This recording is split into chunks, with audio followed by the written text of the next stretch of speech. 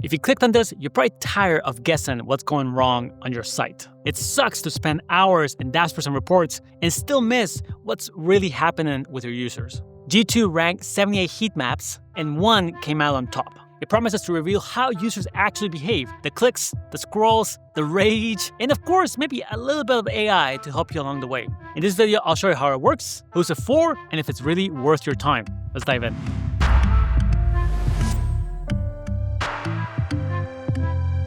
Hello everyone, my name is Ruben. I have published 2 commercial books and helped 100+ organizations with their data stacks. And on this channel, I show you how to do the same through practical tutorials and smart strategy. Let's dive into the video. So what is the #1 pick? LogRocket. Let's jump right into G2 here. There's different categories in G2. So we're looking at the best heat map tools, and we can see that at the very top of the listings, the 78 we talked about before, LogRocket stands out as #1. Now this is using the G2 score, which we're gonna see in a second. And there's a few other ones, and you're likely gonna recognize some of them. Here's Full Story, Lucky Orange, Mouseflow, I'm sure Hotjar is here, Microsoft Clarity. I've seen it become more popular recently with the free plan. So let's dive deeper into what this G2 score actually is and how LogRocket ended up there. Now, the G2 score is actually relatively complex. There's a lot of things it takes into account. It takes you see the review form question, so users are actually providing some input here. It's looking at review volume, the review recency, the quality, the source of review. Then we have market presence. We see here in the far right the different things it's looking for. Number of employees, actually kind of counts twice. ZoomInfo and LinkedIn. Crunchbase, actually a third. Revenue, search volume, page traffic, and so on. So it's quite a few things it's actually looking to come up with a score. It's comprehensive, it's proprietary, of course, and in our cases, it's good enough. So G2 is the best tool according to a wide range of metrics, including qualitative and quantitative data. That being said, is it the right tool for you? Let's look at that. So I always like to look at the homepage of a product to understand what is their pitch. I find the homepage is a good indicator as to who they are talking to, what their value proposition is, what they think makes them unique, and why you should care. So if you look at the homepage here for LogRocket, the first thing that stands out, of course, AI is the very first word here in the top. Now this is not so unusual with all the changes in AI over the past couple of years. Almost every tool out there is mentioning AI in the homepage, but LogRocket actually leans pretty heavily into it, right? So it's talking that it's not just session replay and analytics, it's actually AI first session replays. It's a actually good positioning. Session replay and analytics have actually been around for multiple years. The Mouseflows, the Hotjars, the Full Stories, and now even tools like Amplitude and Mixpanel are starting to bring in session replay into their own tools. So we can say that this functionality is quickly becoming a commodity of sorts. So perhaps by injecting some AI features, they might be able to stand out in what's a highly competitive space. Now, we go down here, right? We're talking that, this is going to be like an AI product manager. So clearly, of course, session replays tends to be very heavily favored by product teams. It can be a great way to understand what's going on in the product. It is not a replacement for product analytics. It tends to be complementary. We have the G2, of course, we already saw that. I don't know if the chart is quite like that, but it is true. They are #1 rated for session replay analytics. That's correct. And then down here, we have other functionalities. They have some product analytics. We'll look at the reports in a second. They are quite basic, but they do have a few ways you can build this conversion funnels and path analysis and stuff like that. Issues, anything that may be preventing the user from converting. Session replays, of course, the bread and butter here is seeing what users are actually clicking through in your app. UX analytics, the heat maps, of course, heat maps have been around for a very long time. Error tracking, they have performance monitoring on the front end. This can be helpful, page loads and things like that. It's not always 100% true. It can be quite tricky actually to gauge performance because of many factors, and there's backend performance that you also need, but again, it's a handy way to understand what's going on in the product. So this is the pitch, right? And as we know, LogRocket works for both web and iOS and Android mobile apps. We're going to see the installation very soon. Session replay is heat maps, but with a lot of AI involved to try and help you surface insights to perhaps make the analysis a little easier. That's kind of what LogRocket boils down to. Now, clearly this is resonated, being the #1 picked for G2. So let's look at what the installation looks like and how you can get started. Now, before we look at the installation, let's actually look at the pricing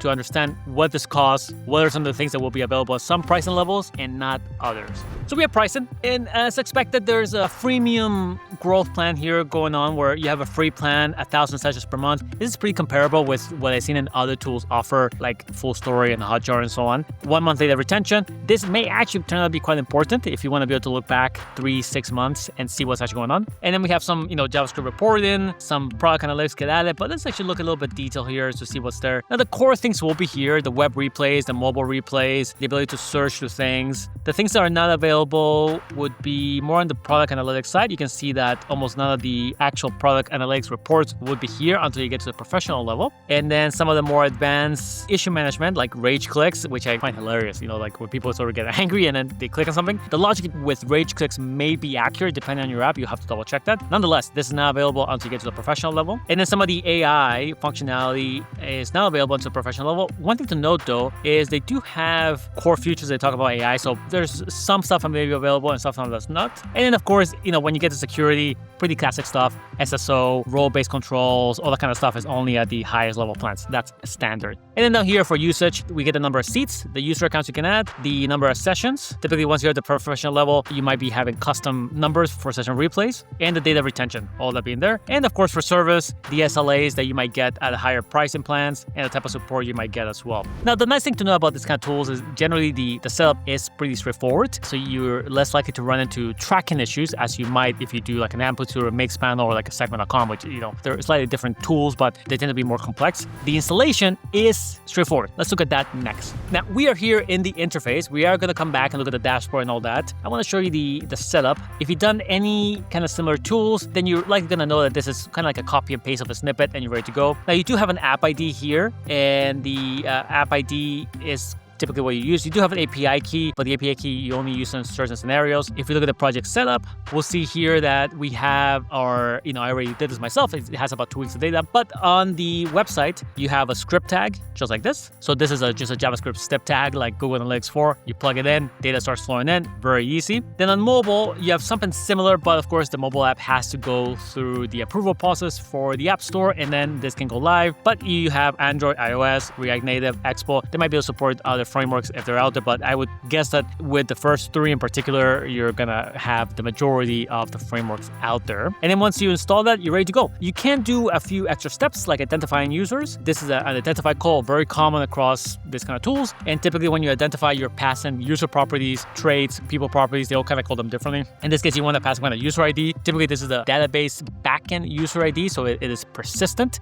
It won't change. You could use email in theory, but emails are possible to change, so you can avoid that. And then, of course, you pass on any kind of user properties that you care about in particular, whether that's name, email. You can pass on subscription status, number of purchases, whatever you kind of call here, right? You can kind of add your custom user variables. You do want to think about PII, of course, if you want to pass out anything that can be considered sensitive. And typically, these kind of tools also help you prevent the collection of PII. For example, running the session replay on a checkout where users are going to enter credit card. Those credit cards are not going to be in the session replay, but you do have to double check those settings. So you're basically excluding certain fields or CSS, HTML selectors in your app. Once you set up LogRocket, then data will start to flow pretty quickly, actually, within just a few minutes. So sort of the time to insight can be pretty quick. Now here I have some data that we can look at. This is actually just on my website, rubengiarto.com. So there's not a lot of traffic, but it's enough for us to kind of gauge what's going on. If we open one of these, this is sort of what the actually this one doesn't have data. Let's look at something else. This one actually with 13 events.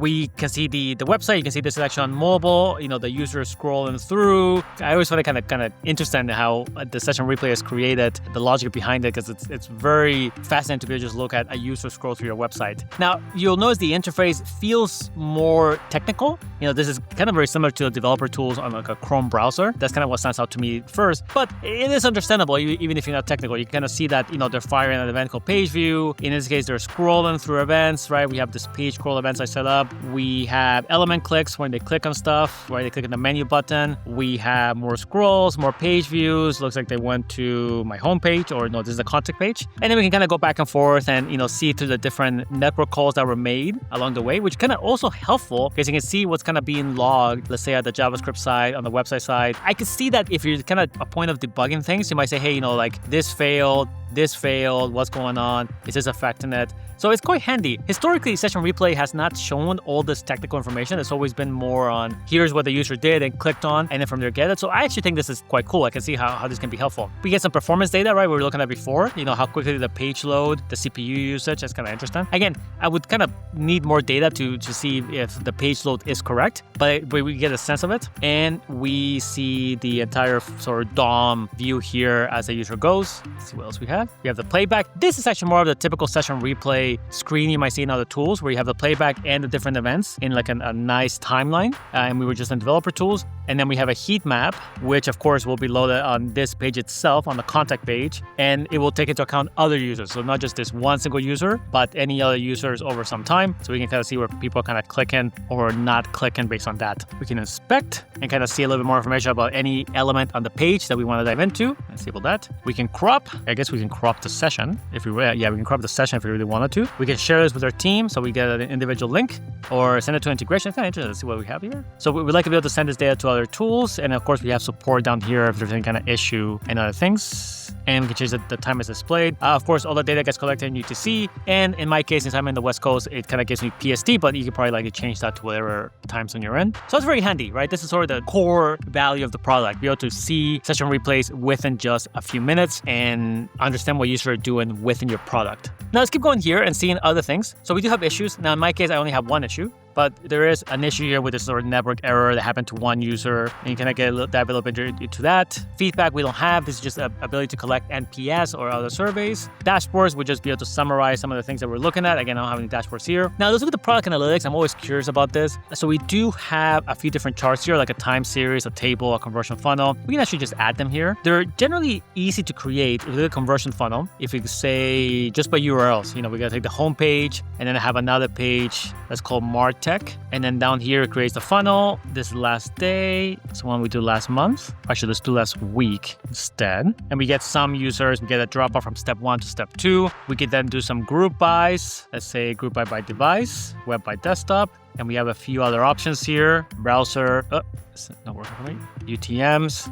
And a few other things. That's the K type. We could, of course, do some filters if we really wanted that, right? Revenue insight, in case you're actually passing revenue into the app itself. And then down here, I can show you the specific session replays that are being included any step. And again, you can see that Galileo would be available here. And let's actually save it so we can see what this looks like. We're gonna call this a sample funnel, and this will be available for the entire team. Now, from a product analytics perspective, this is on the basic side. If you have seen Amplitude or Mixpanel, of course, their, let's say, funnel report is much more extensive, much more comprehensive. This is product analytics light.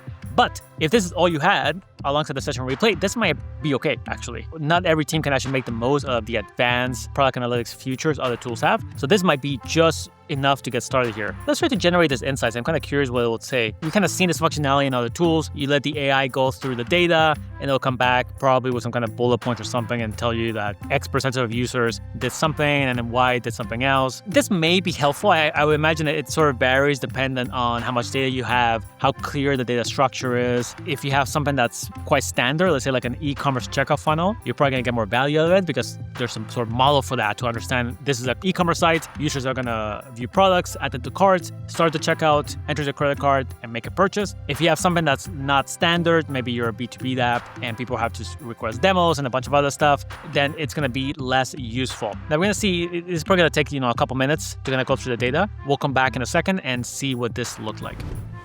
Okay, so we're back. It took a couple minutes. Now we can see some of the insights it's saying here. How many users enter the session if you're on only the home page, how many users navigate to the contact page, 33%, 4 sessions. So it's kind of grouping users into the insights. Again, this could be interesting depending on the structure of your app to say, how many people actually went to the contact page or how many people added something to the cart or how many people started checkout. It goes back to the same idea, the more structured data is and the more data you're passing. So if you have an e-commerce site, if you're passing standalone events that are called product view, add to cart, view cart, start checkout, purchase, or order completed, then I would guess that the insights would be even better because then it's a little easier to kind of sort through the data. But, the AI has always some work in progress. It can be an addition, some support to what you might be doing. I don't think it hurts, and I imagine it will only get better over time as sort of LogRocket and other tools, of course, kind of figure out the best way to inject it into the process. Now that we see the product and how it works, let's look at my verdict. So LogRocket, I think, is a great tool. clearly very easy to use, a lot of similarities to the Hotjars, to the full stories. So let's go through a few things. Who should use LogRocket? I think obviously product teams that have a responsibility to improve a digital product, whether mobile or a web app. In particular, I think teams that want to be somewhat self-sufficient. When you have a LogRocket, you have the qualitative data, you can have some light quantitative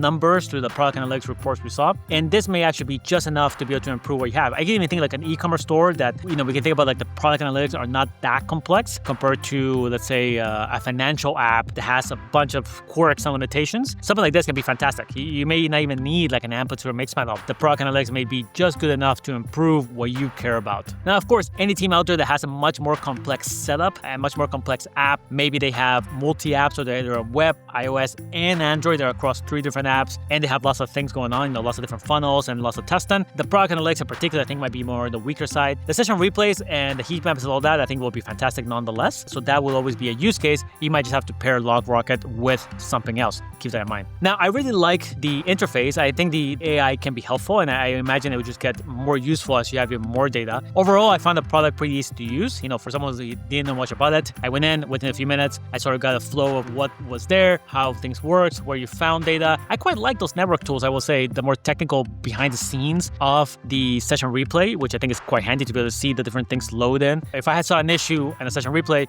I will most likely go to the browser and look at those same tools to kind of figure out what's going on. So I think it's handy that they included that all in one place. In terms of what's missing, I would probably come back to the same product analytics, making those reports stronger. If that were kind of where the tool wants to go, if you want to be this all-in-one platform for product teams. But from a session replay, heat map, issues, rage clips, all kind of stuff, I think it's just fantastic. I think it has all the things you would expect from that kind of tool. Where we're looking primarily at the best heat map tools and session replay tools, LogRocket, I think, fits that category quite well. I think this would be a great tool for any team who's just getting started with heat maps. The learning curve is great. You can get into it and start to get value out of it pretty quick. And I would say, session replays and heat maps are sometimes a little underrated for some product team because they see it as qualitative data, but you can learn a lot by just watching users scroll through your app and kind of see where they get stuck. And if you have any kind of way to summarize, like we see with this AI Insights, then you have a way to sort through data a little bit more smartly. So you're not just watching random session replays. You're looking at particularly the users who could not start checkout, who perhaps added a product to cart but did not start the checkout. That kind of stuff can be actually, I think, quite helpful. Now, even if you're using a great tool like LogRocket, your data might still be a little confusing. In the next video, I'll break down the 7 biggest reasons why your data may be confusing and how to fix them. Because a tool is only half the battle. Making sense of the data is the other half. I'm Ruben. Thanks for watching. I'll see you in the next one.